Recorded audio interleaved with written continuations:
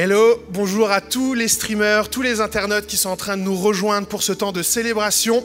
Est-ce qu'on peut leur dire un bienvenue en tapant dans les mains, toutes les personnes qui sont en live là? On espère que vous allez bien à la maison, et quand je dis ça, c'est pas une formule bien dans le sens que tout l'environnement va vous permettre de pouvoir être connecté avec nous. On va vivre un temps de louange ensemble ce matin, on va vivre un temps aussi avec un message encourageant quand rien ne se passe comme prévu, n'est-ce pas? Mais ça n'est arrivé qu'à toi, Pierre Samuel. Parce que nous, tout se passe toujours comme prévu, on est en Alsace, n'est-ce pas? Naï, hein? Alors je vous invite à vous lever ce matin. On va se lever ensemble. On va s'unir en prière. Le but d'une telle célébration, d'un tel rassemblement, c'est que les uns et les autres, unis ensemble, on élève le nom de Jésus. Il y a eu la semaine, il y a eu le boulot, il y a eu la retraite. Il fallait bien remplir nos semaines aussi. Et puis il y a ce moment de rassemblement, on est les uns avec les autres. Un moment unique dans la semaine où on peut être en famille, en communauté. Et ça, c'est un cadeau que Dieu nous a fait. Alors on va être reconnaissant pour la communauté que nous formons. C'est quand même incroyable d'être des frères et des sœurs dans la foi alors que nous avons toutes et tous une vie complètement différente. Avec un quotidien qui est différent. Et la grâce de Dieu, c'est qu'on est unis maintenant. Et notre prière, c'est que le Saint-Esprit, la présence de Dieu vienne éveiller en nous une foi pour aimer Dieu, pour aimer notre prochain. Si on se rassemble, c'est pas pour devenir pire, mais pour devenir meilleur dans le sens d'aimer Dieu, d'aimer son prochain. Alors Seigneur, on est dans ta présence maintenant. Alors c'est sûr, nos sens ne peuvent pas saisir ta présence. Il y a parfois des moments où tu es là et on ne le ressent pas. Il n'empêche qu'un jour tu as promis que tu serais avec toutes celles et ceux qui crient à toi, qui croient en toi. Alors merci de bénir chacun d'entre nous ce matin, dans le sens où on peut vivre ce temps de louange d'une manière où la foi va être encouragée. Merci pour toutes les personnes qui sont en forme, toutes les personnes qui vont bien dans leur foi, toutes les personnes qui sont en bonne santé dans leur relation avec toi. On te bénit pour ça. On te prie aussi pour quelqu'un qui est peut-être en rupture spirituelle, quelqu'un qui est en recherche spirituelle, que pour chaque personne, tu puisses avoir une parole au travers de la louange, au travers d'un message qui sera centré sur la Bible, au travers de l'accueil, du parking, et au point accueil jusqu'à ici. Que nous puissions vivre un rendez-vous divin ensemble, Seigneur Jésus. Alors oui, à toi toute la gloire. Et la famille que nous formons en tant qu'épi veut te dire, viens Seigneur, touche nos cœurs encore. Aide-nous à ne pas nous habituer à ta présence, Seigneur Jésus. Nous avons de penser une prière pour vraiment toutes les personnes qui sont en train de se connecter en ligne. Que vous soyez au travail, que vous soyez dans votre salon, quelque part. Nous voulons vous bénir dans le nom du Seigneur ce matin. Et que là où vous soyez, la présence de Dieu vienne toucher votre cœur. Seigneur, ce matin, on va entendre que rien parfois ne se passe comme on l'avait prévu. Mais même quand on est dépassé, toi, tu n'es pas dépassé, Seigneur Jésus. Alors on élève une dernière fois le nom de Jésus. Est-ce qu'on peut applaudir le roi des rois, le Seigneur des seigneurs dans ce lieu? Bonne célébration.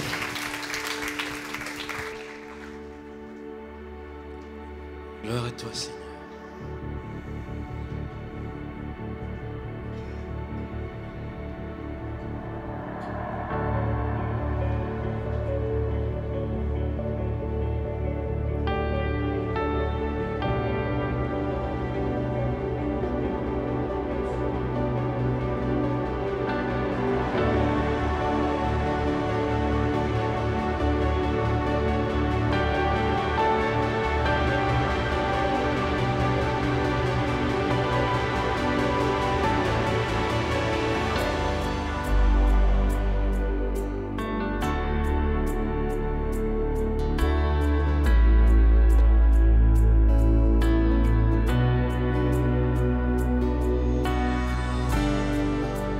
Couronné,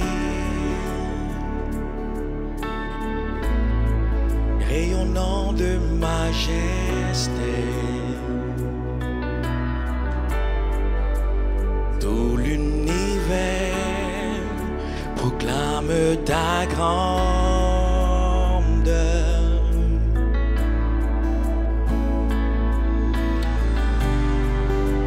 Glorifié par les anges prosternés, tu es assis à la droite du Père. Jésus, merveilleux nom, qui est semblable à toi, ô Dieu. Jésus, ton précieux nom est digne d'hommage. Captivé, captivé par l'éclat de ta beauté. Nos voix s'élèvent pour te rendre gloire. Jésus, Jésus, merveilleux nom, qui est semblable à toi, ô Dieu. Jésus, ton précieux nom est digne d'hommage.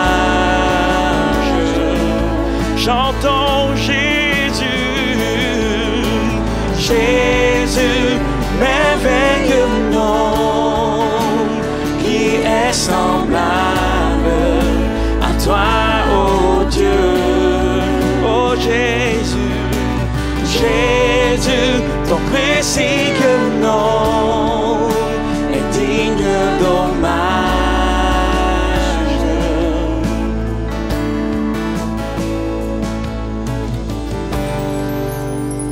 Oui, tu es le consolateur, Seigneur, le divin rocher.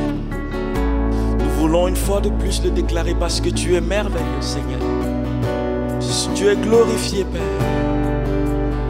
Gloire à toi, Jésus.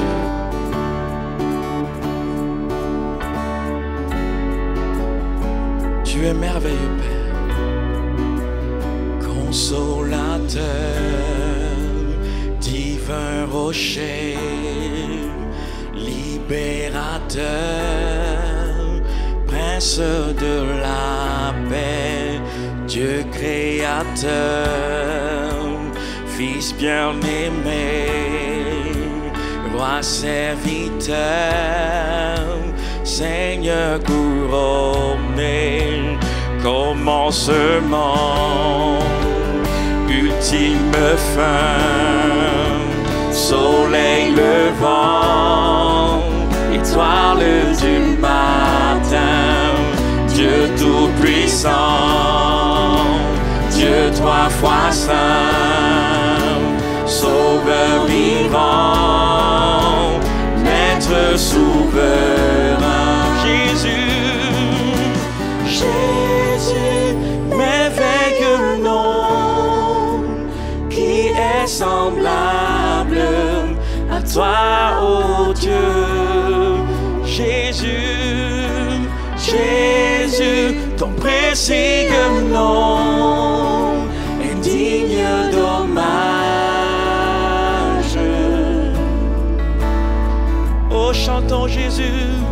Jésus, merveilleux nom, qui est semblable à toi, ô Dieu.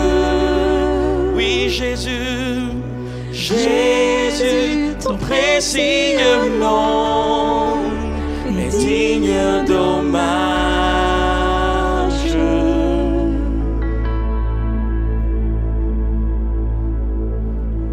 Bienvenue parmi nous, Seigneur. Tu es glorieux. Tu es sans pareil.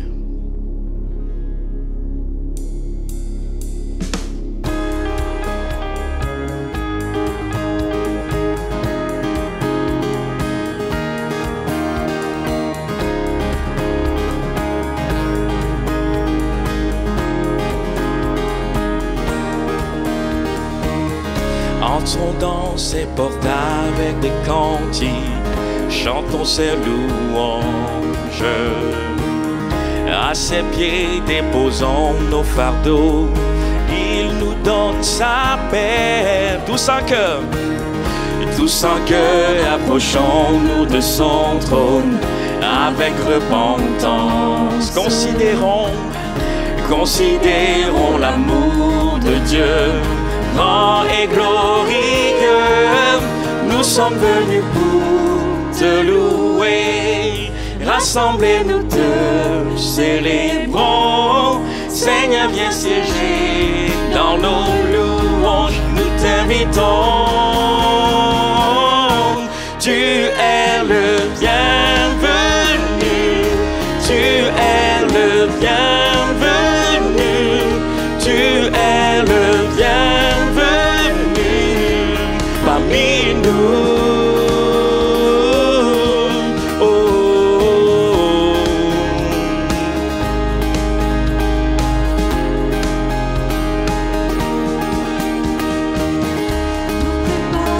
Nos esprits entendent ta voix souveraine, que ta puissance et ta sainteté resplendissent dans ce lieu.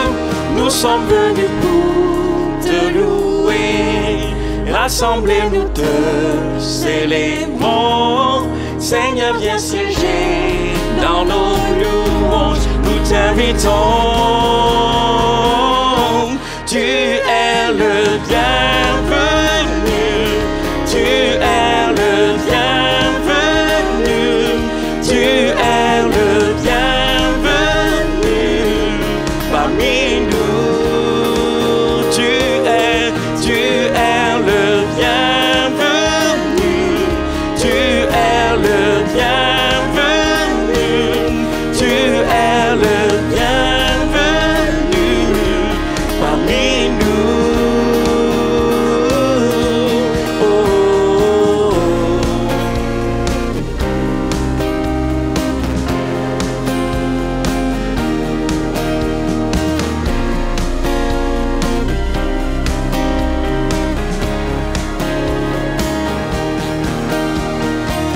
Nous chantons à la gloire de ton nom, tu ressuscité.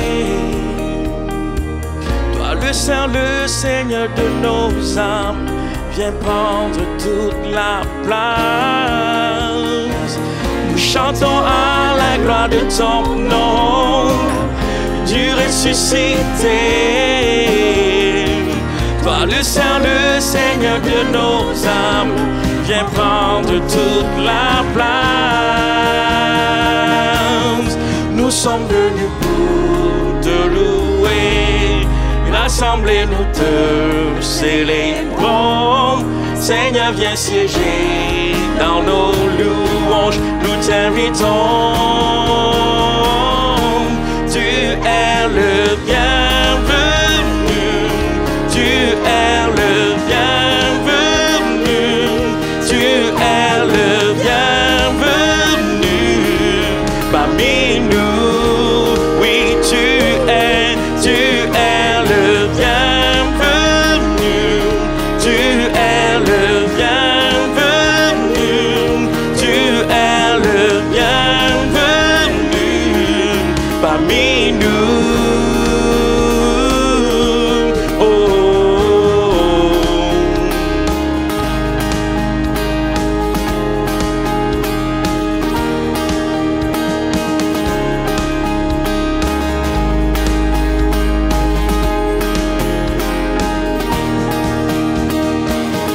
Est-ce qu'on peut acclamer le Seigneur?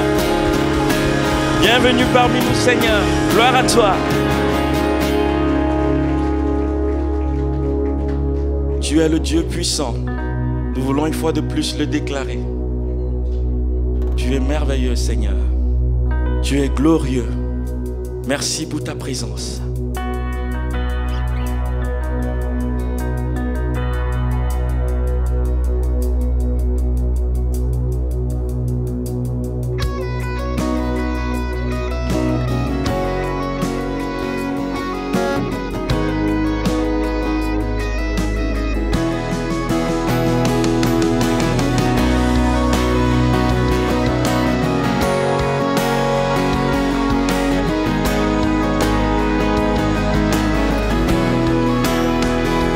Dieu est puissant, il est juste et grand, il peut peut tout accomplir. Plus grand que nos pensées, plus grand que nos désirs. Il a fait de grandes choses. Élevé, il a vaincu la mort. Oui, il vit, mon Dieu est puissant. En son nom, j'ai la victoire. Le Seigneur, mon Dieu est puissant.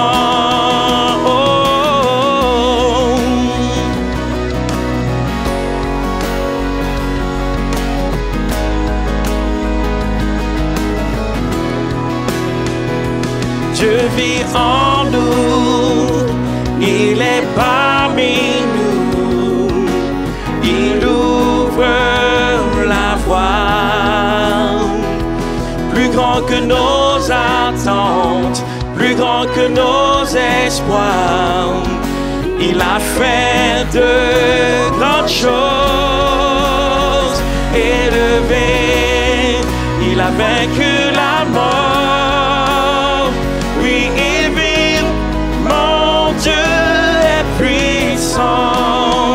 En son nom, j'ai la victoire. Le Seigneur, mon Dieu est puissant.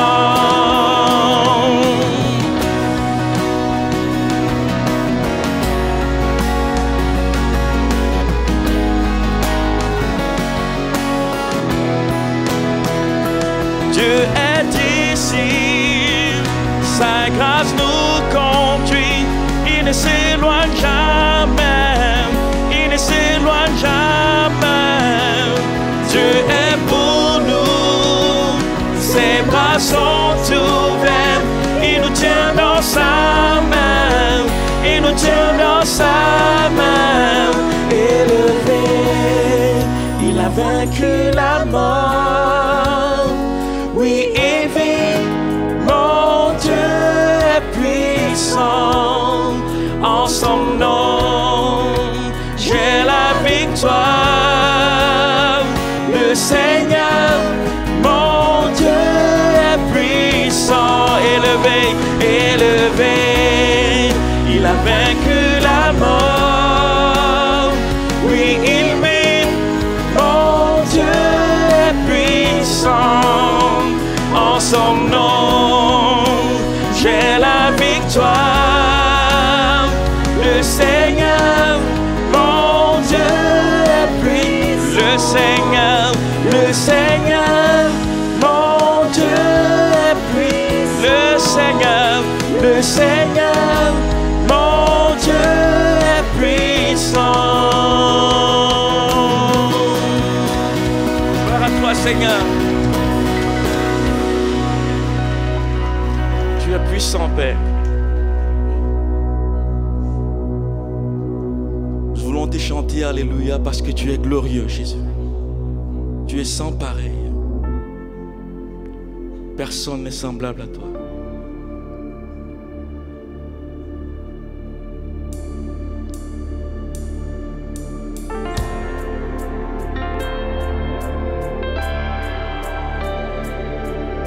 Saint, Saint, tu es trois fois saint. Alléluia.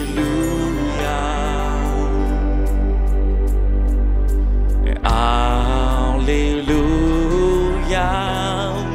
Gloire à Dieu le Seigneur Tout-Puissant.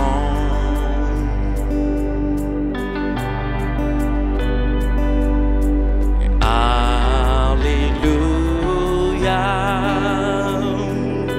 Tu es saint, trois fois saint, Dieu Tout-Puissant, éternel. Louange à l'agneau, louange à l'agneau. Amen.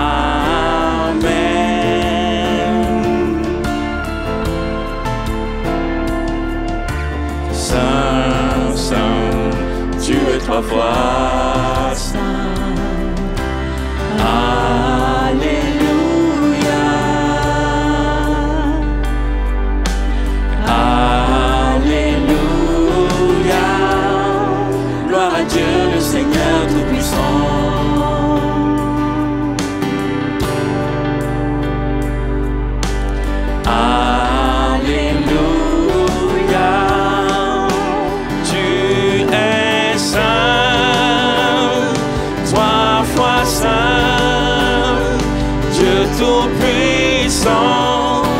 éternel. Louange à l'agneau, louange à l'agneau. Tu es saint, trois fois saint, Dieu tout-puissant, éternel. Louange à l'agneau, louange à l'agneau.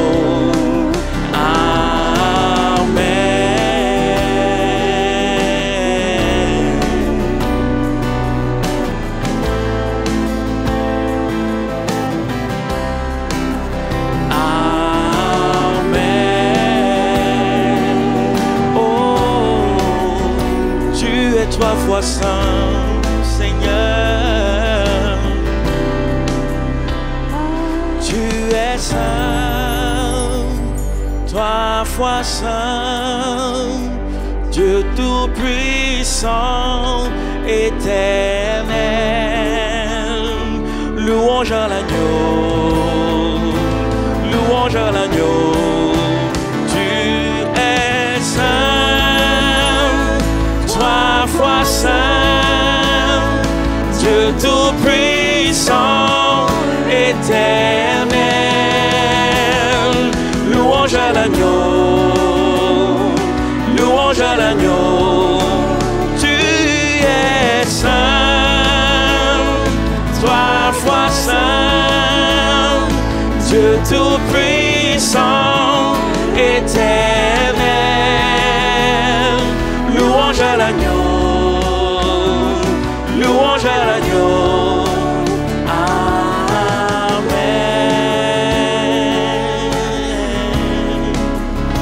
Nous te chantons Amen, Seigneur. Amen. Gloire à toi, Jésus.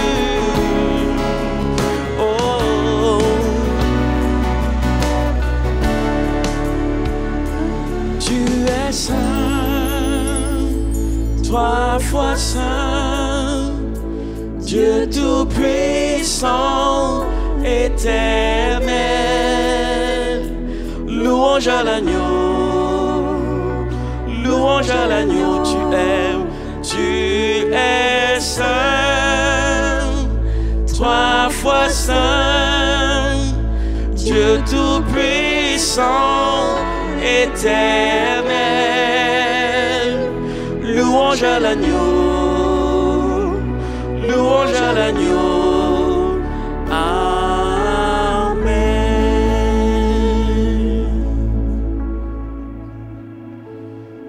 Gloire à toi, Seigneur.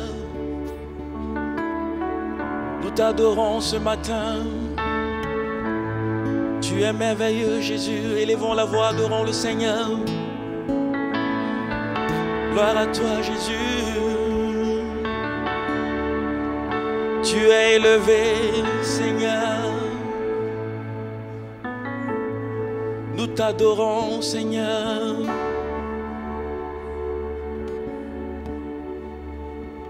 Merci, Jésus. Alors qu'on est en train de chanter la sainteté de Dieu, tu peux continuer, Eric. Hein? C'est pas évident de chanter tu es saint, tu es saint, tu es saint. Surtout avec nos vies, avec nos parcours de vie. Et quand on commence à réaliser la sainteté de Dieu, et peut-être que quelqu'un au milieu de nous a besoin d'être renouvelé dans la sainteté de Dieu. Qui a besoin d'être renouvelé dans la sainteté de Dieu?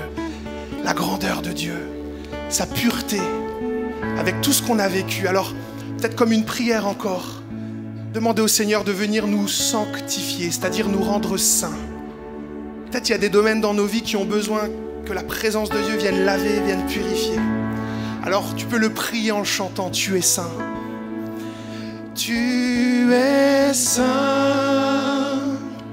Trois fois saint. Prie-le, Église. Dieu tout-puissant, éternel. Louange à l'agneau, louange à l'agneau. Tu es saint, trois fois saint, Dieu tout-puissant, éternel. Louange louange à l'agneau, louange à l'agneau. Amen. Seigneur, en tant qu'Église, nous levons les mains vers toi maintenant et nous reconnaissons que nous avons besoin de ta sainteté. Dans nos vies, parfois, Seigneur, rien ne se passe comme prévu, mais une chose est sûre, tu es saint, 3 fois saint. Tu es parfait. Alors oui, en tant qu'Église, nous croyons dans cette parole qui nous dit que tu te prépares ton Église, tu sanctifies ton Église. Et ce matin, nous n'avons point honte de dire en tant qu'Église, Seigneur, sanctifie-nous. Que ton œuvre de sainteté continue en nous, Seigneur Jésus. Nous avons besoin de toi. Tu vois dans nos émotions, Seigneur, des choses qui ont besoin d'être sanctifiées. Dans notre caractère, dans nos relations. Nous avons besoin de ta sainteté, Seigneur Jésus. Nous voulons être saints comme toi-même tu es saint. Alors oui, Seigneur, si quelqu'un a besoin de repentance, de se repentir, c'est le bon moment maintenant pour toi de dire à Jésus, pardonne-moi, pardonne-moi si j'ai péché, pardonne-moi, Seigneur, mes manquements. Si quelqu'un est en bonne santé spirituelle, mais veut continuer d'aller loin avec Jésus, qui peut dire, Jésus, continue ton œuvre de transformation dans ma vie, parce que tu es saint et parce que tu veux me transformer, tu veux me purifier. Tu veux faire en sorte que je sois bâti selon les valeurs de ton royaume à toi. Alors oui, une dernière fois, le prier ensemble, c'est pas juste un chant qu'on est en train de faire. C'est une prière de consécration, de reconnaître que Dieu est saint. Et après, Eric, vous pourrez continuer, mais juste tu es saint. Juste en a cappella, juste l'église en prière. Juste nous, église, devant le Seigneur. Tu es saint, 3 fois saint, Dieu tout-puissant, éternel. Prie-le au Seigneur ce matin. Louange à l'agneau, louange à l'agneau. Tu es saint,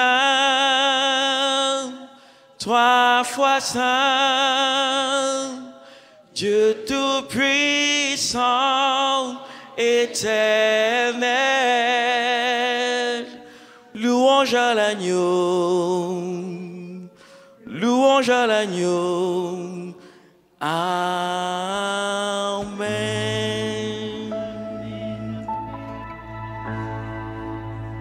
Nous sommes émerveillés dans ta présence, Seigneur.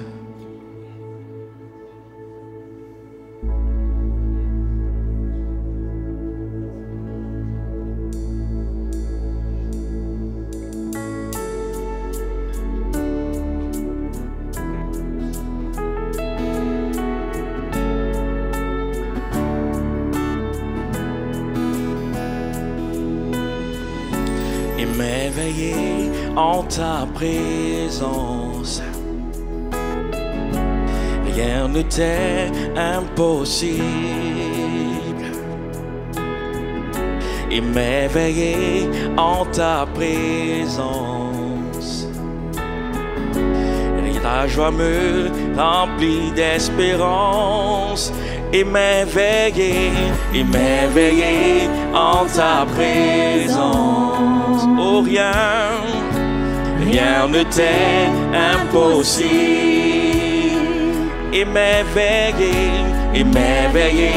en ta présence.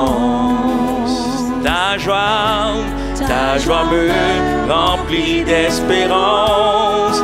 Il n'y a personne comme toi, Jésus. Personne n'est comme toi sur toute la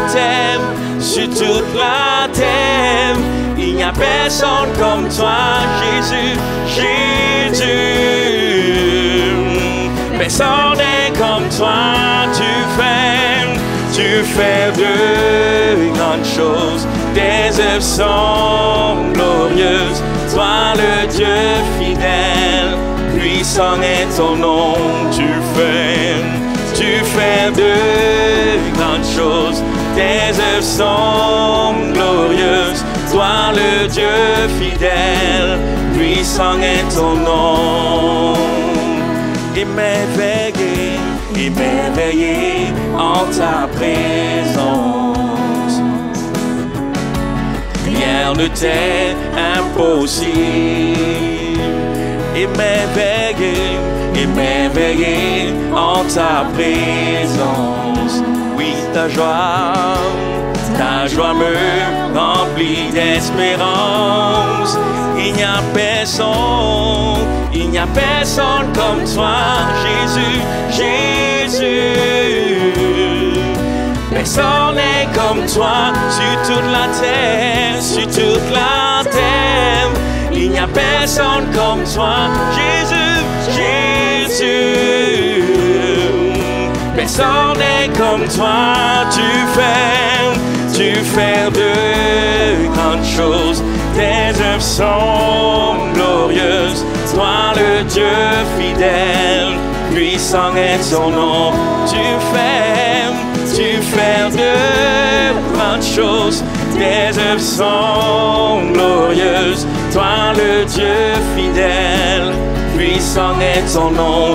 Et nous chantons, allez, alléluia, alléluia, hey, alléluia, alléluia, chantons, alléluia, alléluia, puissant, puissant est ton nom, alléluia, alléluia, chantons, glorifions le Seigneur, puissant, puissant est ton nom, puissant est, merveilleux est ton nom, merveilleux est ton nom, merveilleux est ton nom. Tu fais de grandes choses, tes œuvres sont glorieuses. Toi le Dieu fidèle, puissant est ton nom. Tu fais de grandes choses, tes œuvres sont glorieuses. Toi le Dieu fidèle, puissant est ton nom. Tu fais de grandes choses, tes œuvres sont glorieuses. Toi le Dieu fidèle, puissant est ton nom. Tu fais de grandes choses, tes œuvres sont glorieuses. Toi le Dieu fidèle, puissant est ton nom. Gloire à toi, Seigneur.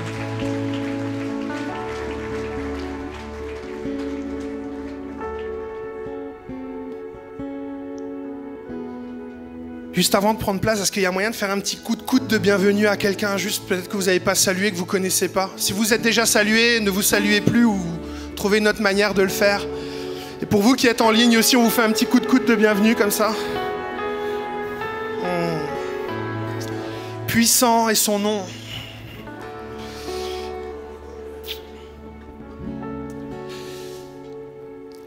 Je ne sais pas si vous aimez la louange. Des fois, il y en a, ils n'aiment pas vraiment chanter. C'est pas vraiment la chose qu'ils aiment quand ils se rassemblent en église. Mais j'aime à dire que la louange, c'est des prières qui sont chantées ou des chants qui sont priés. Et d'une manière ou d'une autre, on est en communion avec Dieu. Donc merci à toute l'équipe. Est-ce qu'on peut les remercier vraiment pour le service qu'ils font? Un vrai service. Ils se rencontrent en semaine. Ils passent du temps pour répéter, pour être au service de l'église. Un grand merci à vous. Merci à tous les techniciens. Cadeau, c'est votre moment, les ados, pour un temps fort. On vous rappelle aussi qu'il y a une journée particulière pour nos enfants et pour tous les moniteurs et monitrices. Il y a un parcours qui leur est proposé, une sortie, un parcours du cœur, une sortie vraiment pour se mettre à l'écoute de Dieu avec les parents. Donc on pense bien fort à eux dans cette matinée. Et oui, tout ne se passe pas toujours comme d'habitude, un dimanche matin. On est parfois ensemble, il y a les enfants, les ados, et puis il arrive dans la vie aussi que tout ne s'est pas passé comme on l'aurait prévu. Et c'est pourquoi je voudrais commencer ce temps vraiment de communication avec vous par une nouvelle qui est venue nous toucher, qui est venue particulièrement toucher la famille de Eric Mulenda.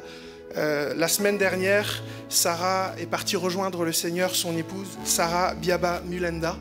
Et pendant toute cette semaine, ils ont été accompagnés, que ce soit par l'Église, que ce soit par la famille, par toute la communauté congolaise qu'on veut remercier, qui fait vraiment un bon travail à ce niveau-là. La cérémonie d'au revoir et non pas d'adieu, parce que nous la retrouverons un jour, Sarah. Nous louerons le Seigneur ensemble, parce que ressuscité, Jésus a vaincu la mort. Vous voyez, on chante des choses et on veut le croire aussi. Et la cérémonie aura lieu ici. La famille, les amis ont souhaité vraiment que ça se fasse ici, au sein des locaux de leur famille spirituelle, l'Épi. Ça sera à 9h30 pour celles et ceux qui le peuvent. Nous accueillerons ici la famille et les amis. Faites juste bien attention au parking. On a prévenu les familles aussi. Donc voilà, vous savez que la plaine des Bouchers est une zone assez saturée. Mais on aura un temps de cérémonie ici. Et juste, si on pouvait prier pour Eric, prier pour les enfants.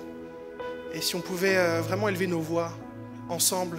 Et si je peux me faire votre porte-parole, mais que chaque disciple de Jésus puisse prier pour qu'il y ait l'esprit de consolation, le Saint-Esprit qui vienne commencer une œuvre. Ça, tout ne se réglera pas demain. Mais peut-être il y aura des choses fortes qu'ils vont pouvoir vivre avec Dieu pour reconstruire leur vie. Alors si on peut prendre juste un temps de recueillement, de prière pour cette famille. Seigneur, nous sommes unis aussi par amour fraternel, par compassion, avec Eric, avec toute la famille. Nous te prions pour ce départ prématuré de Sarah. Les choses ne se sont pas passées comme on aurait voulu. Il y a cette voix dans nos cœurs qui nous dit que Dieu est au contrôle de toutes choses. Alors même si ça ne va pas tout régler tout de suite, nous te prions que demain fasse partie de ces événements qui vont permettre aux enfants, à Eric, aux familles, aux collègues de travail, de trouver en toi, dans ta présence, une parole de consolation et qu'il y ait restauration dans le nom de Jésus. Nous te remercions de tout notre cœur parce que tu as accueilli Sarah. Et nous voulons aussi croire que tu es ce Dieu qui prend soin de ceux qui restent. Alors en Église, nous nous soumettons à cet appel de prier les uns pour les autres. Quand un malheureux crie, l'Éternel l'entend. Si un frère est accablé, nous l'entourons. Merci de conduire toutes choses dans la cérémonie de demain, de bénir les pompes funèbres, que pour eux aussi ce soit un rendez-vous divin. Que toutes les personnes qui sont autour de cette situation puissent être accompagnées de toi. Merci parce que tu es le Dieu de l'impossible. Le Dieu de l'impossible. Alors merci Seigneur pour Eric, pour tout ce que tu vas faire au sein de sa vie et de sa famille. Amen. Amen. Merci beaucoup à vous. La vie de l'Épi, c'est plusieurs rencontres où on sera en relation, en interaction les uns avec les autres. On va pouvoir aussi grandir dans notre foi avec le Seigneur. On va pouvoir aussi s'engager ensemble. On vous rappelle la soirée couple le 8 octobre à 19h à l'Épi. Quand on appelle ça soirée couple, c'est pas que pour les couples. Si vous vous projetez à un moment donné un autre dans votre vie de pouvoir bâtir un foyer, un couple, cette soirée est aussi pour vous. Ce sera avec Denis Morissette le 8 octobre, 19h à l'Épi. Les 10 € sont pour le petit apéro dînatoire que nous voulons proposer pour tisser des liens, être en communion les uns avec les autres. Donc on a déjà plus de 60 couples inscrits. Donc merci pour ce bon répondant. Il y a encore moyen de s'inscrire, n'est-ce pas PS, tu confirmes? Donc c'est dans le hall d'accueil, il y a tout ce qu'il faut. On vous en a parlé la semaine dernière, on vous en reparle encore aujourd'hui. L'Épi va faire ses portes ouvertes le dimanche 16 octobre. Une célébration particulière où nous allons vous présenter l'Épi comme peut-être jamais vous ne l'avez connu. Nous allons vous présenter l'Épi au travers de celles et ceux qui lui donnent du sens, qui sont au service de Dieu et de leur prochain. Nous aurons 3 temps forts. Un temps où on va louer ensemble, parce qu'à l'Épi on aime la louange, n'est-ce pas? Aïe, aïe, aïe, aïe, aïe, aïe. À l'Épi, on aime vraiment la louange, n'est-ce pas? Vous n'êtes pas obligé de répondre si vous n'aimez pas trop. À l'Épi, on aime la louange, donc il y aura un temps de louange. Il y aura un temps aussi où on va simplement communiquer aussi avec l'Évangile, avec la Bible, ce que la Bible dit sur l'Église, même en 2022. Et puis il y aura un temps où on va aller à la découverte des uns et des autres. Tout l'Épi va être rempli de différents stands où il y aura des personnes qui sont au service en semaine, le week-end, et vous allez pouvoir découvrir les services de l'Épi. Mais il y en a 38 services au sein de notre famille d'église. Et moi, je trouve ça vraiment bon. 38 services qui aiment Dieu et qui aiment leur prochain. Donc, on vous donnera encore un peu plus d'informations, mais voilà. 3 temps forts, les portes ouvertes de l'Épi. Vraiment, c'est l'occasion de faire connaître peut-être aussi à quelqu'un qui ne connaît pas l'église de l'Épi, en tout cas qui est peut-être venu juste dimanche, mais de se rendre compte que l'église, c'est du lundi au dimanche, n'est-ce pas? Yes. Dernière information, un petit peu plus masculine, celle-là, vous nous excuserez mesdames, mais on assume cette conférence parce qu'on l'aime beaucoup. La conférence Ironman aura lieu le 29 octobre, donc ce sera avec Jérémy Besnard, c'est bien Jérémy parce qu'ils sont plusieurs frères, hein, donc c'est Jérémy. Donc voilà, ça sera le samedi 29 octobre, ici à l'église de l'Épi, Ironman, conférence pour hommes avec ce thème, un homme de choix. Voilà pour les infos, on aura encore d'autres infos qui vont être là. Octobre, c'est le mois brûlant en relation à l'Épi, donc on aura encore quelques informations pour vous.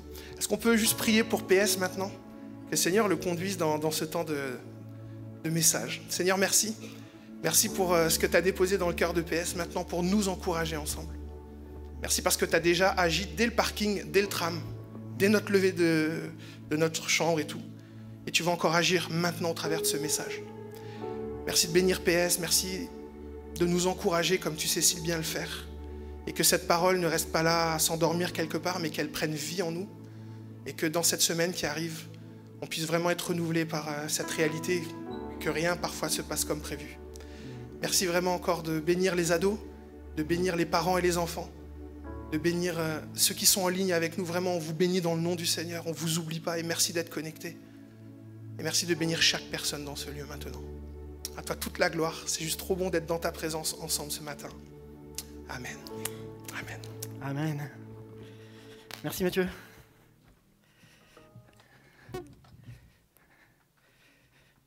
Bonjour à tous. Ça va, vous allez bien? Ouais. Est-ce que ça vous est déjà arrivé que quelque chose ne se passe pas comme prévu? Ouais. Il y a des gens, ils sont à l'aise avec ce genre de truc. Hein. Genre, tu avais prévu ta vie, tu pensais que ça allait se passer et il n'y a rien qui se passe comme prévu. Et Mathieu l'a annoncé à plusieurs reprises là ce matin et du coup, merci d'avoir introduit mon thème parce que je pense que les gens ont compris mon thème. Et je réfléchissais un petit peu et je me posais la question, mais quand dans ma vie, il n'y a rien qui se passe comme prévu, comment je réagis? Alors, je ne sais pas pour vous, mais moi, parfois, quand rien ne se passe comme prévu, je n'ai pas forcément la meilleure des réactions. Et il y a des gens qui sont encore pires que moi, pire, on s'entend, qui aiment bien contrôler les choses. Et quand tu contrôles, en anglais on dit control freak, quand tu contrôles tout le temps et que ça ne se passe pas comme prévu, voilà, c'est encore pire. Tu peux rien faire, c'est horrible. Et ce matin, j'aimerais qu'on partage ensemble sur quand rien ne se passe comme prévu, comment on réagit. Quand ce qu'on avait anticipé et préparé depuis peut-être des années, ça arrive et que instantanément tout tombe à l'eau, comment je réagis? Quand tu as choisi un homme, une femme pour te marier et qu'au final, ton mariage ne se passe pas aussi bien que ce qui devait se passer. La personne avec qui tu es, ce n'est pas exactement ce qui était prévu au début. Ou en tout cas, ce n'est pas exactement ce que tu attendais du mariage. Et petit à petit, les relations, elles se sont tendues et puis c'est compliqué. Quand tu as commencé à monter ta boîte, et au début, tu es à fond, tu es tout feu, tout flamme, et tu fais des plannings, tu fais des organisations, et puis au bout de quelques temps, tu te rends compte que cette boîte, elle ne marche pas. Cette entreprise ne fonctionne pas. Quand tu es en pleine santé, en pleine forme, et qu'instantanément la maladie te touche, alors que personne ici ne peut prévoir la maladie, ou n'a envie de la prévoir. Et ce n'est pas que des événements forcément négatifs. Vous savez, c'est quoi le plus imprévu dans ma vie? C'est quand j'ai eu mon premier enfant. Parce qu'en fait, j'étais un papa, j'étais pas encore un papa, on était en couple et on vivait notre vie en mode tranquille. Tout va bien. Si tu as envie d'aller au resto, tu vas au resto. Il n'y a personne qui va te dire comment tu dois couper ta viande. Et puis il y a un moment, prévu par Dieu, ça c'est sûr, mais un petit peu instable pour moi, où il y a un petit bonhomme qui apparaît. Et là, tu dors un petit peu moins. Du coup, tes réactions, elles sont un peu différentes. Il y a un moment où tu veux aller au resto et puis tu te dis, bah non, parce que j'ai un bébé. C'est ça, oui, c'est un bébé, ce truc qui pleure, là, où je ne sais pas trop comment le gérer. Et puis après, comme vous le savez, moi, c'est pas 1, c'est 4. Du coup, il y a pas mal d'imprévus dans ma vie. Et même quand tu as prévu des choses en disant ça va se passer comme ça, il n'y a rien qui se passe. Et c'est venu me chercher en me disant mais comment je réagis et finalement, comment même je place ma foi dans tout ça? Est-ce que j'en veux à Dieu parce que finalement, ce n'était pas prévu comme ça? Est-ce que je fais confiance à Dieu parce que Dieu sait mes imprévus? Est-ce que je suis plutôt dans l'attitude de dire bon, c'est comme ça, c'est la volonté de Dieu. Du coup, c'est comme ça. Il faut l'accepter sans rien dire. Ou est-ce que je suis plutôt en disant, allez, avançons, on verra bien ce qui va se passer demain. Je ne sais pas pour vous, mais moi, il y a des moments dans ma vie où je ne sais pas réagir face à mes imprévus. Et ce matin, j'aimerais qu'on parle d'une femme dans la Bible, qui est une Samaritaine, et dont toute sa vie, c'est un imprévu. Il n'y a rien qui va. Il n'y a rien qui se passe correctement. Et cette femme, on le trouve dans Jean 4. Je ne vais pas vous relire tout le passage parce qu'on va prendre des morceaux du passage au fur et à mesure de la prédication. Mais cette femme, la Samaritaine, c'est une femme qui arrive au puits à l'heure de midi et elle rencontre un homme sur le puits qui s'appelle Jésus. Et Jésus lui-même va lancer la discussion avec lui et lui demander à boire. Et va s'en suivre toute une discussion, un temps de cœur à cœur entre Jésus et cette femme. Et cette femme, qu'on appelle une Samaritaine, va découvrir qui est Jésus et vers la fin de l'histoire, va aller jusqu'à témoigner dans tout son village qu'elle a rencontré le Messie, Jésus le Messie. Et c'est d'elle qu'on va parler ce matin, de la Samaritaine. Et on va voir en différentes parties, premièrement, que dans cette histoire, il n'y a rien qui va. Et ensuite, on verra comment la rencontre avec Jésus va bouleverser, va changer finalement cette situation, et quel impact du coup ça va avoir sur ma vie quand je vais rencontrer Jésus dans mon imprévu. Est-ce qu'il y en a qui veulent rencontrer Jésus dans leur imprévu? Amen. Est-ce que vous êtes prêts là ce matin? Ouais, on est. Juste que je sache bien. Il y a des gens qui ont déjà vécu l'imprévu ici? Je l'ai demandé, mais j'ai pas vu les mains tout à l'heure. Donc c'est bon, je reste. Mathieu, je peux rester du coup, parce que voilà, je reste prêcher parce que du coup, ça va parler à plusieurs. Et pour ceux qui vivent le prévu, genre tu as planifié ta vie et tout se passe exactement comme tu as prévu, respect. J'ai juste respect. Ma première partie est celle-ci, quand rien ne se passe comme prévu. Dans cette histoire, on rencontre une femme qui va discuter avec Jésus.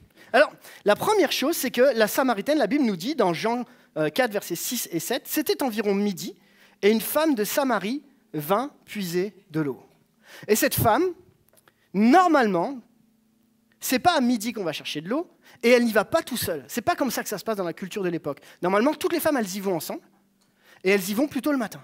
Et là, qu'est-ce qui se passe? Elle est toute seule, et elle y va en mode discret. J'y vais tout doucement, et je vais me déplacer. Premier point, c'est que là, déjà, il y a un truc qui ne va pas. Ça se passe déjà pas comme prévu. Deuxième point, Jésus est seul. Verset 8, en effet, ses disciples étaient allés à la ville pour acheter de quoi manger.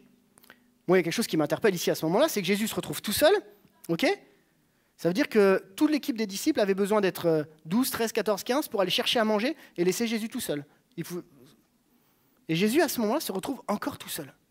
Il se retrouve seul, et en plus, la Bible nous dit qu'il était fatigué, donc il s'assoit au bord du puits. Jésus peut-il être fatigué? Bah oui, si vous écoutez le message qu'on a vécu la semaine dernière avec Anne, elle nous a rappelé combien Jésus est pleinement homme et pleinement Dieu. Mais il a vécu aussi la fatigue. Et puis, encore un truc qui ne va pas, c'est que Jésus, qui est juif, va parler à une femme qui est samaritaine. Et pour qu'on comprenne bien, en fait, les Juifs et les Samaritains, ils ne peuvent pas s'entendre. Mais ils ne peuvent vraiment. S'il y avait aujourd'hui, à cette époque-là, les Juifs et les Samaritains, ils ne rentreraient pas dans ce lieu ensemble. C'est pas possible. Pourquoi? Parce que les Samaritains, ils étaient issus d'un mélange d'Israélites restés dans le pays pendant la captivité et de païens qui ont été transportés dans cette contrée pour la repeupler. Et ils avaient sur le mont Garizim un temple. Leur religion, c'était la religion de Moïse, donc ils acceptaient le Pentateuque, c'est-à-dire le Pentateuque, ça va tout le monde? Placez ça au scrap, ça fait des points. Le Pentateuque, Genèse, Exode, Lévitique, Nombre et Deutéronome, le Pentateuque, mais eux, ils rajoutaient quelques règles du paganisme. Et du coup, il y avait entre les Juifs et les Samaritains, il y avait une opposition. Ils ne s'entendaient pas, il y avait une haine farouche. Et si un Juif parle à un Samaritain à ce moment-là, autant vous dire que c'est une incompréhension totale. Et d'ailleurs, cette femme, elle va dire, mais toi qui es juif, tu viens me parler à moi, la Samaritaine? C'est pas normal. Il n'y a rien qui se passe comme prévu là dans cette histoire. Une autre chose qu'on remarque aussi, c'est que c'est un homme qui parle avec une femme. Alors pour nous ici, ça paraît logique, dans notre culture de l'époque, mais là-bas à l'époque, un homme qui parle avec une femme, c'est quand même pas monnaie courante. Surtout si l'homme, comme Jésus, ici a une position, il est reconnu comme maître dans plusieurs moments. Il est reconnu même comme rabbi à certains moments. Et c'est pas normal que ça se passe comme ça. Et alors, le pire du pire dans cette histoire, il n'y a vraiment rien qui va dans cette histoire. C'est que cette femme, elle est mariée. Mais elle n'a pas un mari, pas 2, pas 3, mais 5 maris.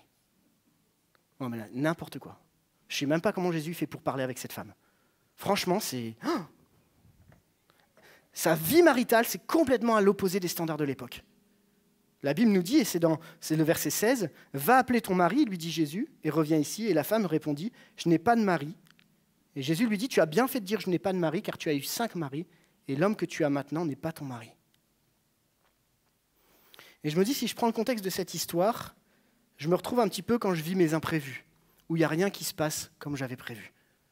Alors, il n'y a pas tout ça qui est réuni dans ma vie, mais dans nos vies, il y a des moments où il n'y a rien qui se passe comme je l'avais anticipé, comme je l'avais prévu. Je ne comprends rien à ce qui se passe. Et parfois, moi, je me dis, j'imagine un petit peu cette femme, quand elle était petite, à quel moment elle s'est dit dans ma vie, quand je serai grande, j'aimerais avoir 5 maris, habiter dans un peuple qui est en séparation avec un autre peuple. À aucun moment, elle a prévu ça dans sa vie. Et pourtant, elle y est confrontée. Mais ce que j'aime dans ce passage, et c'est ce qui va être le centre de notre message aujourd'hui, c'est qu'au milieu de cette imprévisible situation, il y a un Jésus. Il y a Jésus qui se pointe. Il y a Jésus qui arrive. Mais juste une petite question. Pourquoi vous pensez qu'elle venait toute seule au puits ? Parce qu'elle était mal vue, ouais. Elle était mal vue. Elle n'avait pas bonne réputation. Et tu sais, quand tu arrives dans ton imprévu et que tu ne comprends pas tout ce qui est en train de se passer, le plus grand danger en réalité, alors que tu pourrais être rejeté, ça sera encore plus de t'isoler. Et on parlera de l'isolement tout à l'heure. Elle se retrouve toute seule. Comme ça, elle évite le contact avec les autres. Comme ça, elle évite de rencontrer les autres. Mais ce que j'aime, et c'est mon point qui est le plus important, c'est que Jésus est venu pour ceux qui sont en dehors des normes. Jésus est venu pour te rencontrer dans ton imprévu. Jésus est venu pour te rencontrer dans la situation dans laquelle tu es. Et la Bible nous dit, c'est Marc 2, 17, « Ce ne sont pas ceux qui se portent bien qui ont besoin de médecins, mais les malades. Je ne suis pas venu appeler des justes, mais des pécheurs. » Et cette femme, elle correspond à tous les critères de ce pourquoi Jésus est venu. Et avant même qu'on aille plus loin, je voudrais juste te dire, ton imprévu n'est pas un imprévu aux yeux de Dieu. Il te connaît. Et ce matin, il va venir te rencontrer, il va venir te parler, il va venir avoir un temps de cœur à cœur avec toi. Parce que dans nos imprévus, Jésus vient nous rencontrer. Alors qu'est-ce qui se passe ? Eh bien, Jésus a décidé de passer par la Samarie. Mais Jésus est juif. J'aimerais qu'on puisse regarder une petite carte ensemble, vous voulez bien ? Qu'on comprenne un peu ce qui se passe. Merci à la technique, si tu peux m'envoyer la carte, si tu l'as récupérée. Et on va comprendre pourquoi, c'est compliqué, mais pourquoi Jésus est obligé de passer par la Samarie. Concrètement, voilà. Concrètement, vous voyez la Judée en bas et la Galilée en haut, sur mon image. Et où se trouve la Samarie ? Entre les deux. Et Jésus veut aller en Galilée, mais il est en Judée. Et il veut y aller absolument. Le problème, c'est qu'il y a la Samarie au milieu. Et certains commentateurs de ce texte nous disent que certains Juifs étaient prêts à faire un détour pour rejoindre la Galilée pour ne pas passer en Samarie. Tellement la haine était importante.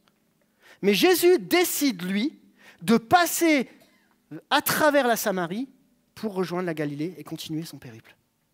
Ça veut dire que Jésus a délibérément choisi d'aller à la rencontre de cette femme.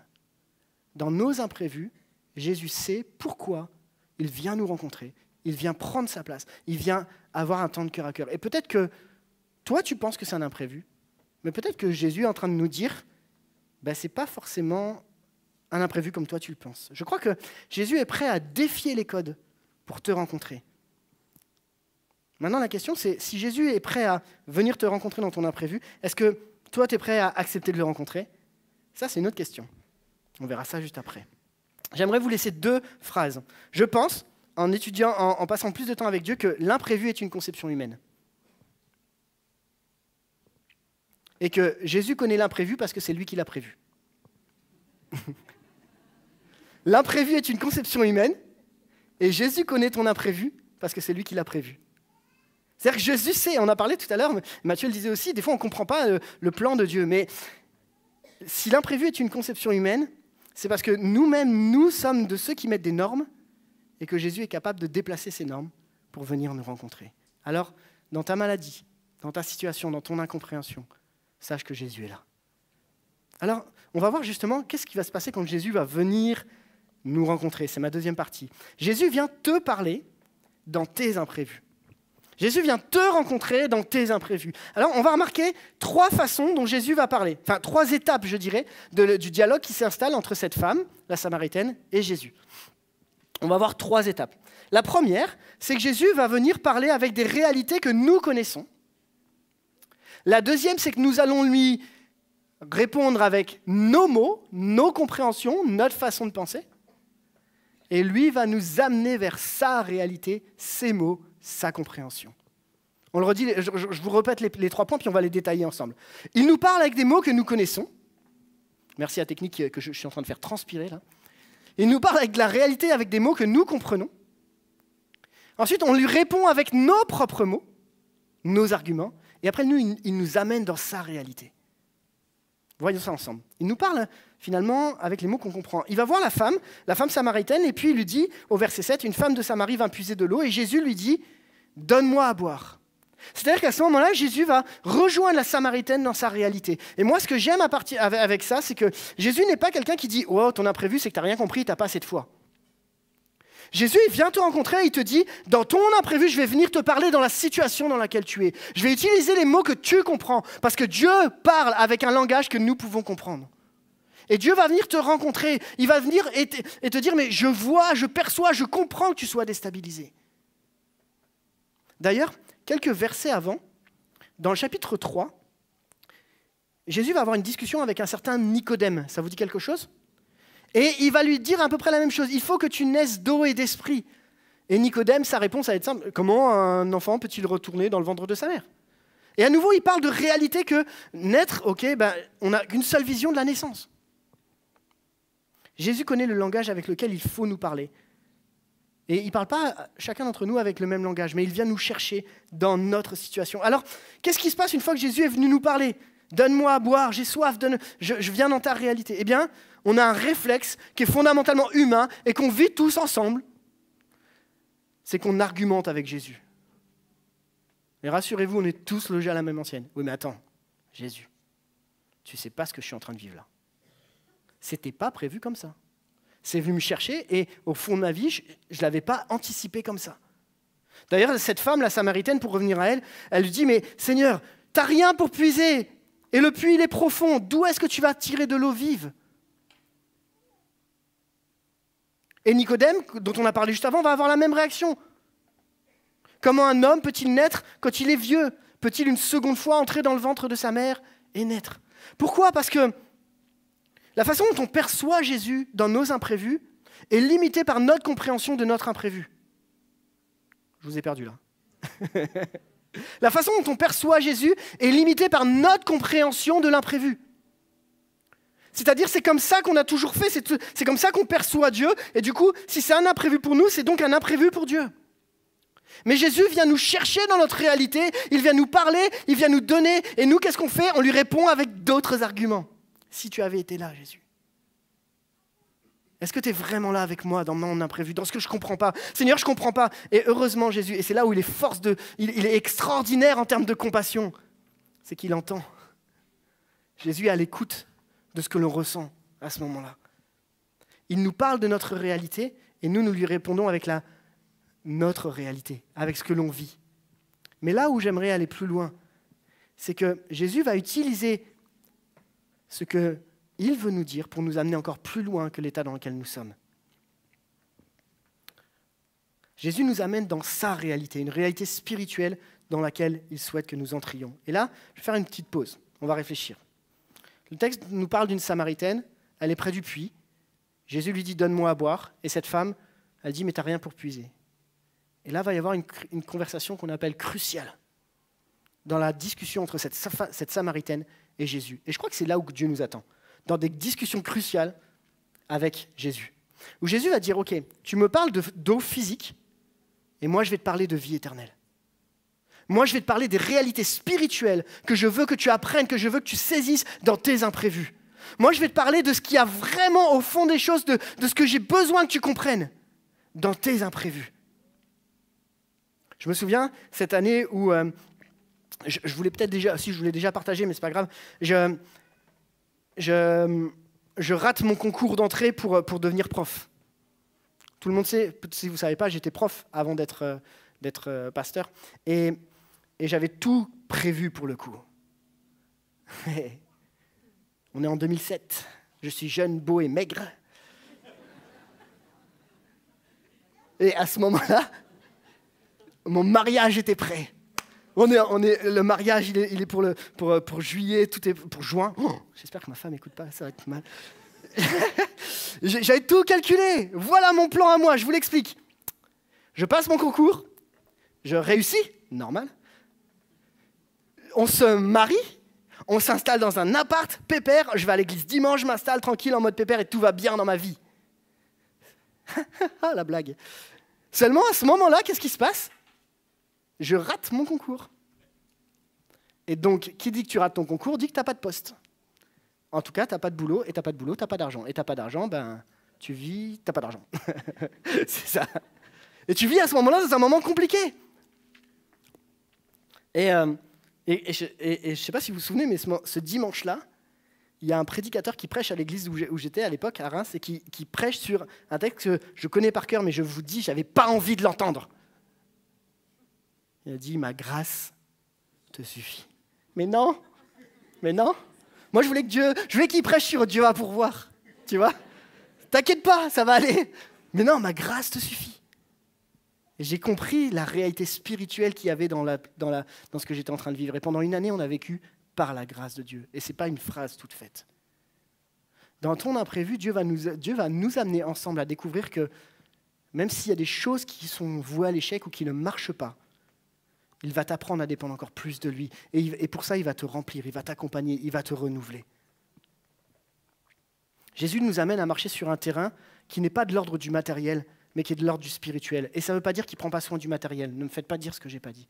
Ça veut juste dire qu'il veut nous amener sur un chemin de foi, où tu avances dans des réalités spirituelles dans lesquelles Dieu veut t'amener. Au travers de cet imprévu, Dieu t'amène à découvrir un autre langage. Le langage de la foi. Le langage d'une relation plus intime, plus profonde avec Dieu dans tes imprévus.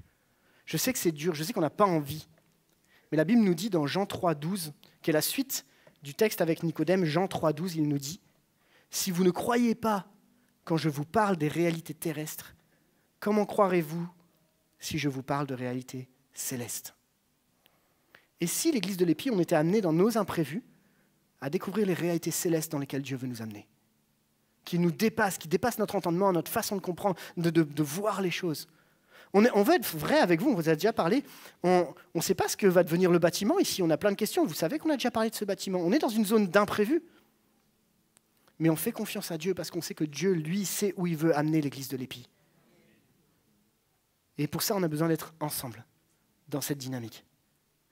Dans nos imprévus, Dieu nous amène à expérimenter des réalités célestes. Alors, ok, réalité céleste, d'accord, c'est bien, c'est beau, mais en quoi ça vient me toucher dans mon imprévu? Et c'est ma troisième partie.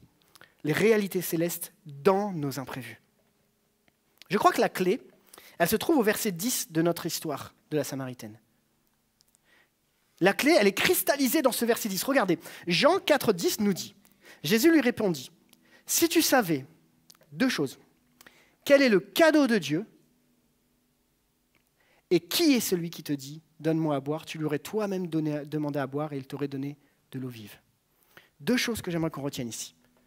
Le cadeau de Dieu et qui? La personne, l'identité. Qui? Le cadeau de Dieu et qui? Dans nos imprévus, je crois que ce que Dieu veut nous apprendre à comprendre, c'est qu'il a fait pour nous, il nous a donné un cadeau, un don. Et de quel cadeau il s'agit?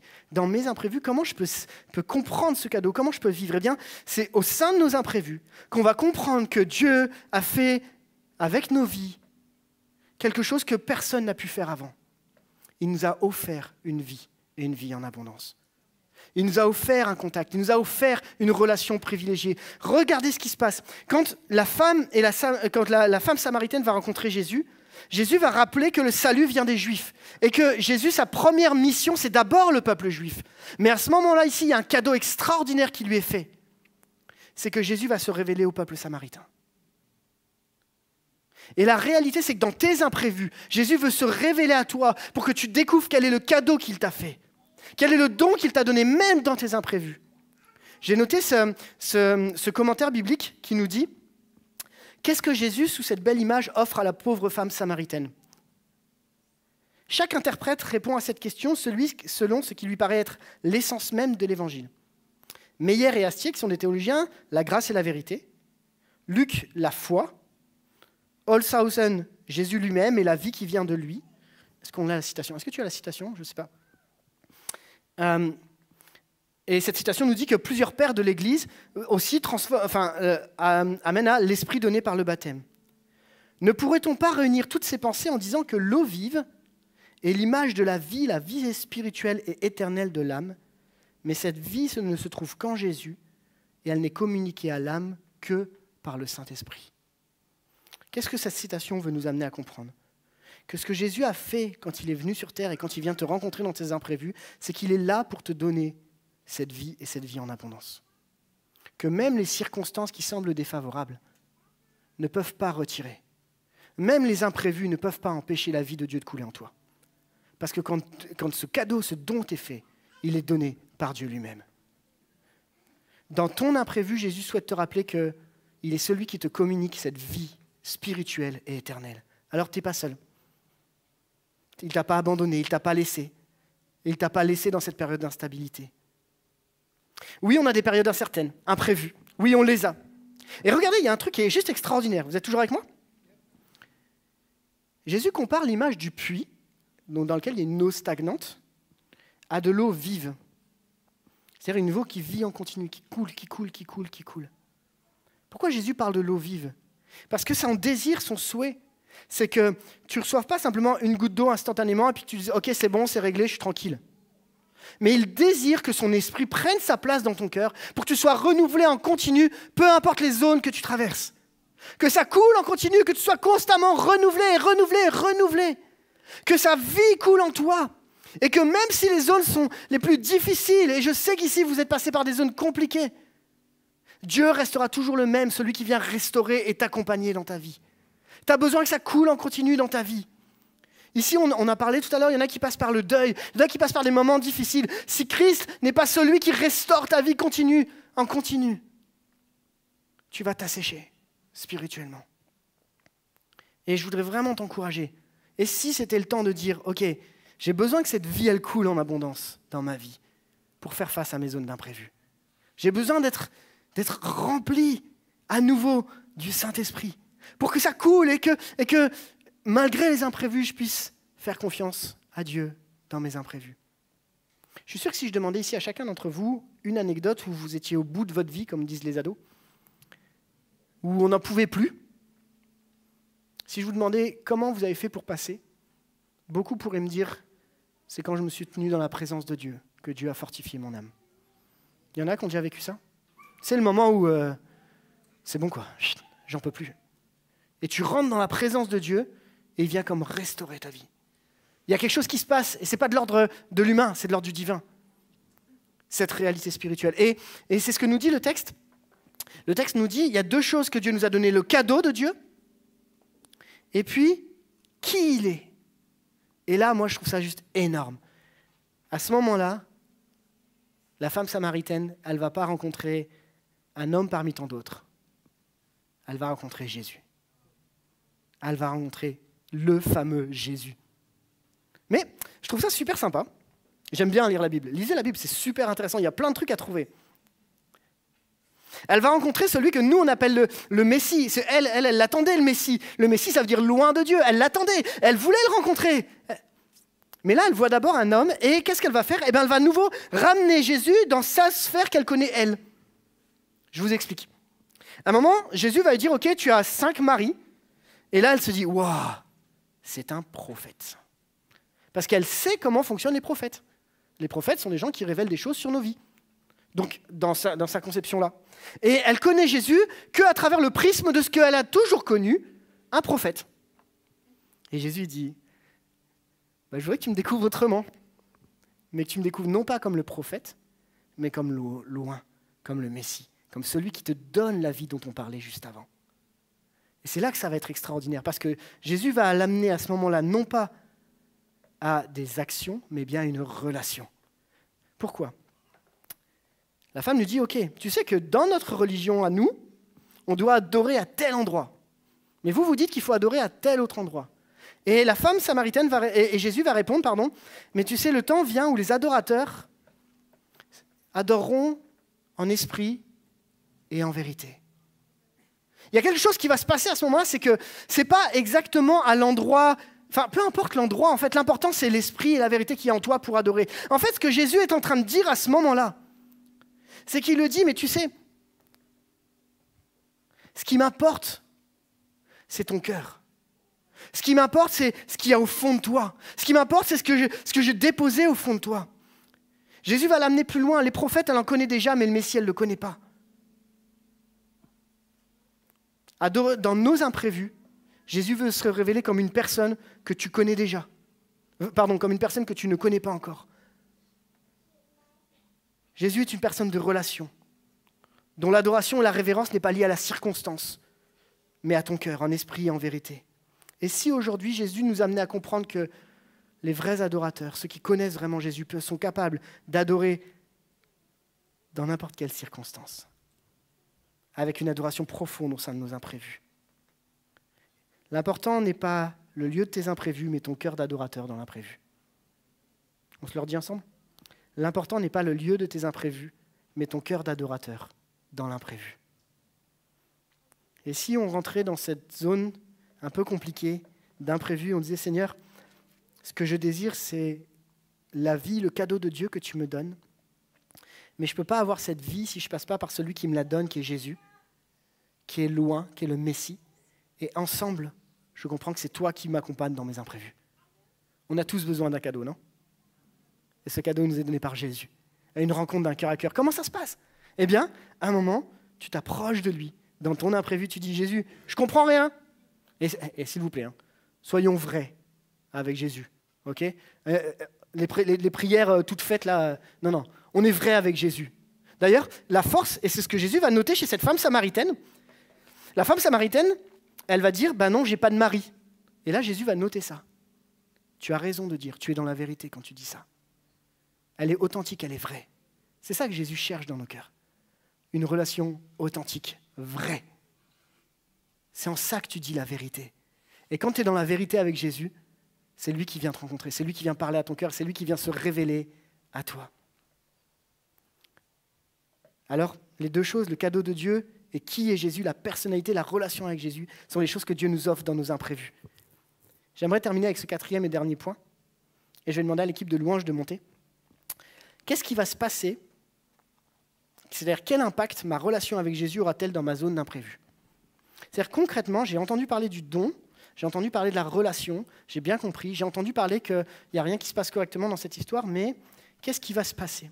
Eh bien, la première chose de ce qui va se passer, c'est que cette femme, au verset 28, on dit « la femme laissa sa cruche ». Elle va poser pour aller s'occuper d'autre chose. La force de la relation avec Jésus, elle est plus forte que la réalité matérielle à ce moment-là. Ça ne veut pas dire qu'on néglige le côté matériel, ça veut juste dire que la force de la relation avec Jésus est plus forte que la réalité matérielle. Cette femme vient, elle est vidée partout. Sa cruche est vide, sa vie est vide, elle est vidée partout, mais elle va repartir remplie. Quand tu es capable dans ta zone d'imprévu de dire « Seigneur, j'accepte le don de Dieu, j'accepte cette vie en moi, et j'accepte aussi de rencontrer Jésus dans un cœur à cœur », eh bien, spirituellement, tu peux arriver vide, mais tu peux repartir aussi rempli, complètement rempli. Amen. Quand tu t'approches de ta zone d'imprévu, tu t'approches de Jésus dans ta zone d'imprévu, il te remplit de son esprit. Et puis, ce qui est tellement extraordinaire dans ce texte, c'est que, alors qu'elle est rejetée par tout le monde, on l'a dit tout à l'heure, c'est pour ça qu'elle vient toute seule, elle est rejetée, abandonnée, elle part, et la fois d'après, quand elle va revenir avec tout le village. C'est-à-dire qu'à un moment, la notion de la restauration ici, on va bien la comprendre. Elle part vide, toute seule, et la deuxième fois, quand elle revient, c'est tout le village qui vient. Et tu sais, je crois que dans tes zones d'imprévu, Jésus est capable de te restaurer complètement, afin que tu impactes tous ceux qui sont autour de toi dans des zones d'imprévu, et que tu sois une bénédiction pour eux. Pas parce que tu es meilleur, mais parce que tu as découvert Jésus dans ta zone d'imprévu. Amen. La Bible nous dit, regardez au verset 39, « Beaucoup de Samaritains de cette ville crurent en Jésus à cause des paroles de la femme qui rendait ce témoignage. Il m'a dit tout ce que j'ai fait. » Ainsi donc, quand ils vinrent le trouver, les Samaritains le prièrent de rester avec eux. Il resta là 2 jours. Un bien plus grand nombre crurent à cause des paroles de Jésus. Il disait à la femme, « Ce n'est plus seulement à cause de ce que tu as dit que nous croyons, car nous l'avons entendu nous-mêmes et nous savons qu'il est vraiment le Messie, le Sauveur du monde. » C'est-à-dire que tout le village, à ce moment-là, va découvrir non pas un prophète, non pas un homme, mais ils vont découvrir Jésus, le Messie, celui qui donne la vie et la vie éternelle. C'est ça que Dieu veut faire avec ta vie. Je crois que si tu es vide ce matin, Dieu est capable de te remplir, afin que même autour de toi, tu sois une bénédiction, un encouragement. Tout le village est impacté. Wouah, c'est énorme. Et c'est des Samaritains, n'oubliez pas. Ouais.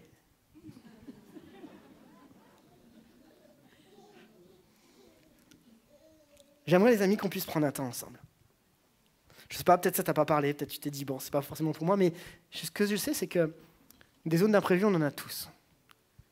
Et on va chanter ensemble, on va prendre un temps particulier. Parce que je crois que ce matin, on a besoin juste d'être rassurés dans notre relation avec Jésus au sein de notre imprévu. Je vais vous inviter à fermer les yeux. Et j'aimerais que tu puisses dire à Dieu, Seigneur, voilà ma zone d'imprévu.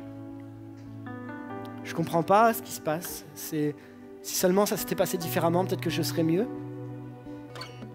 Mais que tu puisses dire à Dieu, Seigneur, dans ma zone d'imprévu, j'ai besoin de toi. J'ai besoin d'être renouvelé dans ma vie. J'ai besoin que ta vie coule en moi. J'ai besoin que mes forces soient renouvelées, que ton esprit de consolation vienne sur ma vie.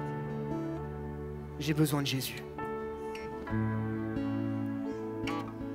Et quand tu fais cette prière de foi, tu comprends à ce moment-là que ça ne dépend pas de toi, mais de lui. Parce que Jésus est capable de venir te rencontrer. S'il a traversé la Samarie pour venir rencontrer cette femme, il est capable de traverser tout ce qui te bloque pour venir te rencontrer. La Bible nous dit qu'il veut donner une eau vive à chacun d'entre nous. Cette vie qui te permet, au sein de ton imprévu, d'y faire face. Accroche-toi, tiens bon. Le chant qu'on va chanter, il nous parle simplement de marcher sur les eaux, même quand on ne comprend pas ce qui se passe. Et je vous invite, peut-être vous ne le connaissez pas, peut-être juste à l'écouter et à le vivre. Et à simplement expérimenter la grâce de Dieu dans tes imprévus. Oui, tout ne se passe pas comme prévu, mais Jésus vient te rencontrer dans tes imprévus. Si tu veux te mettre debout, mets-toi debout. Si tu veux rester assis, mets-toi assis. Mais passe pas à côté de ce moment. Tu es venu vide, tu vas repartir rempli. Parce que c'est le Saint-Esprit qui remplit ta vie. Amen.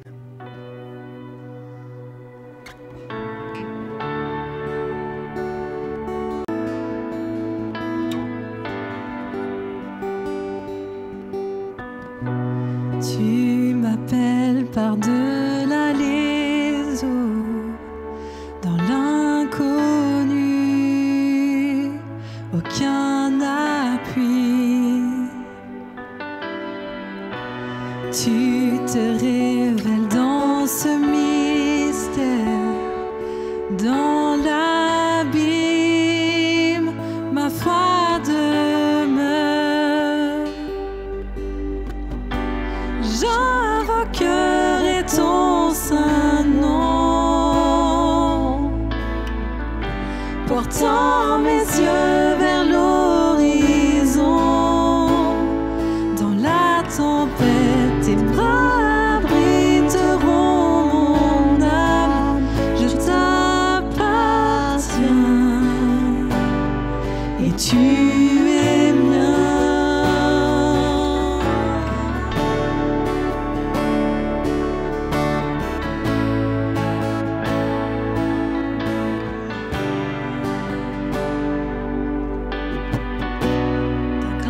Abonde dans les profondeurs, ta main puissante me guidera.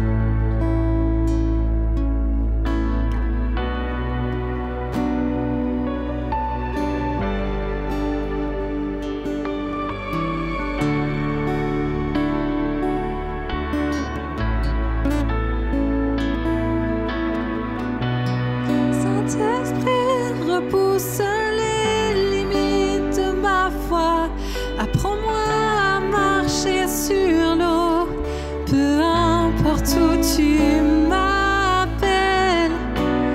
Conduis-moi plus loin que je n'oserais m'avancer, et ma foi sera fortifiée dans la présence de mon Sauveur.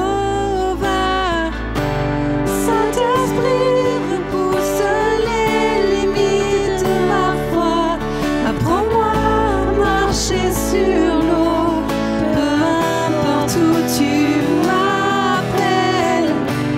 Conduis-moi plus loin que je n'oserais m'avancer, et ma foi sera fortifiée dans la présence de mon Sauveur.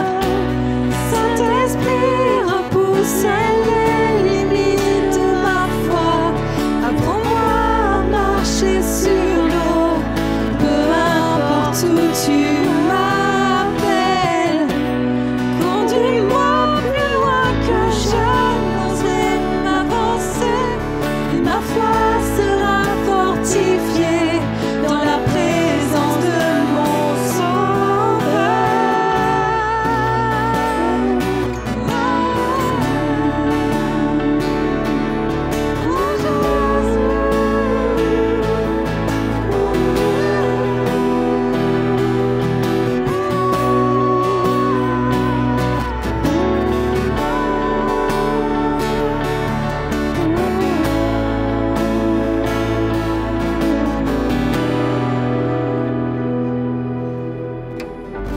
J'invoquerai ton saint nom,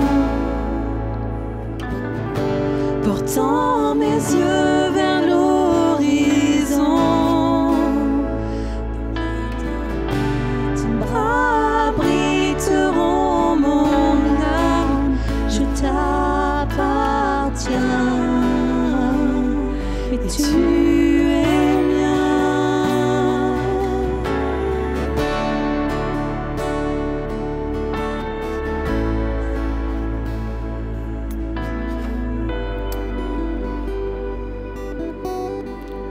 Seigneur, alors qu'on est ensemble avec l'Église, Seigneur, tu nous amènes dans une dimension qui est plus loin que ce qu'on avait prévu ou imaginé. Mais ce chant nous rappelle que tu es avec nous, que tu marches à nos côtés. Seigneur, dans nos imprévus, ma prière, c'est que chacun ici puisse découvrir ce Saint-Esprit qui vient renouveler, conduire au sein des tempêtes, au sein des moments difficiles, mais au sein des choses qu'on ne comprend pas surtout. Seigneur, tu ne nous laisses pas seuls. Seigneur, je te demande de venir renouveler les cœurs ce matin. Que nous soyons fortifiés dans ta présence, fortifiés dans notre être intérieur, renouvelés dans notre façon de penser, renouvelés dans notre vision, dans notre perception des choses. Seigneur, je te dis merci parce que tu as toujours été fidèle. Tu ne nous abandonnes pas, c'est une réalité. Tu marches à nos côtés, c'est une réalité. Seigneur, peut-être encore dans cette semaine, on va être défié, challengé, dans un imprévu, dans quelque chose qu'on n'avait pas anticipé. Que ta paix résonne dans nos cœurs. Que ta vie jaillisse en abondance pour dire, Seigneur, là où tu m'emmèneras, je te suivrai. Peut-être il y a un appel sur ta vie et tu te dis, mais j'ai pas envie d'y aller parce que je vois pas la suite. Et le Seigneur a envie de te dire ce matin, marche car je serai avec toi. Fais ce pas de foi, je serai avec toi. L'imprévu, c'est moi qui le gère.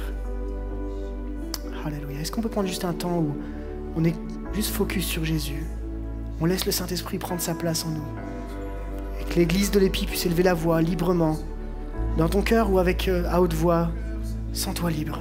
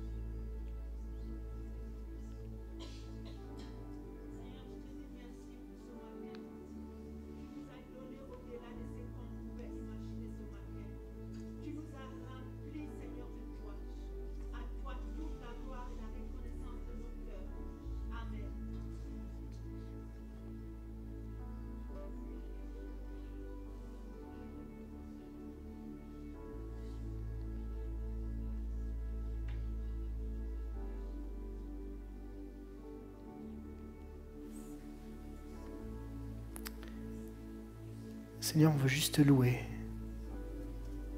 On veut juste t'adorer ce matin. Juste élever ton nom. Parce que tu es là. Et parce que tu restaures nos cœurs. Parce que tu as choisi de t'abaisser et de venir nous rencontrer. Tu n'as pas dit que c'était fini dans nos situations. Tu n'as pas tiré un trait sur ma vie. Mais tu me donnes l'opportunité et l'espoir ce matin de repartir en toi, assuré de cette vie, de ce cadeau qui coule en nous et de cette relation avec Jésus. Seigneur, merci parce que ce que tu souhaites, c'est cette relation et on y a accès par toi. Jésus.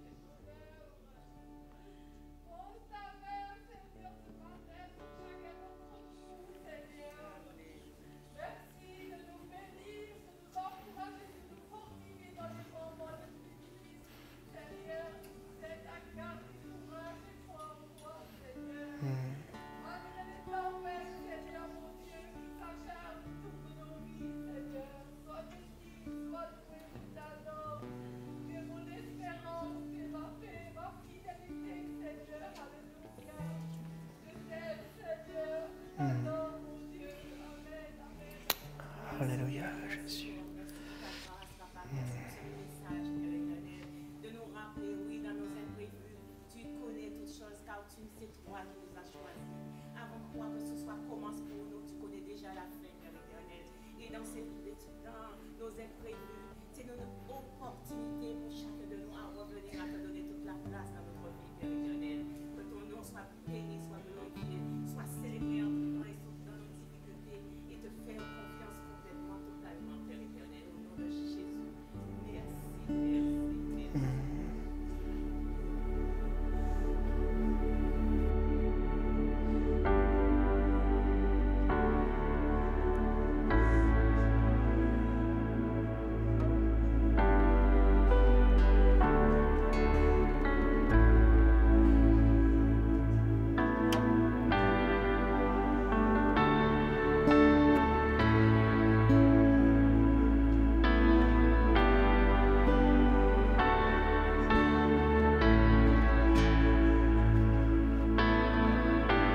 J'invoquerai ton saint nom,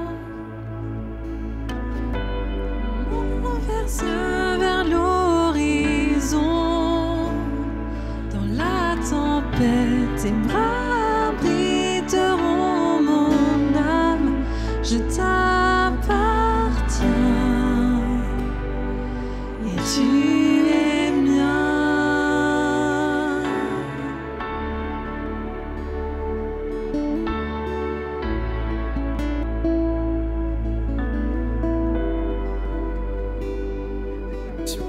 Quelle déclaration, tu es mien, Seigneur. Quelle déclaration. On va finir ce temps ensemble, on va saluer tous les internautes qui ont pu nous suivre et qui ont été en connexion avec nous. Et pourquoi pas venir à la Plaine des Bouchers, à la Méno, nous voir, nous visiter, vivre un temps de présentiel. Qu'est-ce que vous en pensez? Vous êtes vraiment les bienvenus pour ces temps-là de célébration. Comment ne pas finir en proclamant, c'était peut-être pas prévu, nous ici on va continuer à louer, pour le streaming on vous dit à la prochaine, peut-être même en présentiel. Moi je me dis, émerveillé, ça pourrait être un bon moment pour finir, de proclamation, de témoignage. On vous souhaite une semaine bénie. Si peut-être voilà, ce message vous a percuté, cette célébration vous a percuté, vous pouvez au point accueil prendre un temps pour un rendez-vous, pour partager, pour prier. Plusieurs types de rencontres sont aussi disponibles au sein de l'EPI pour pouvoir être à votre écoute, prier et contribuer aussi. Donc voilà, que Dieu vous bénisse, on va se lever ensemble et on va proclamer qu'on est émerveillés et on va finir ce temps ensemble.